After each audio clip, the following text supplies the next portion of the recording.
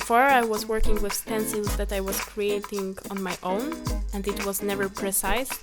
So when I started working with Schablono, I wasn't sure if it will be precise as I want. But I got a really good results.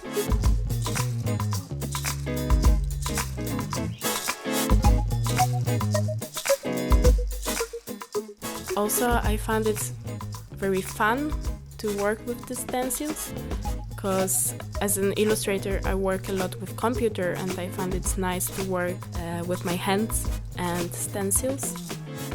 I feel more professional and more precise, and my graphics are more pop out.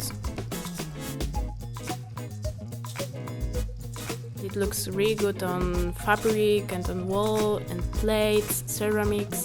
So I'm very happy to try it.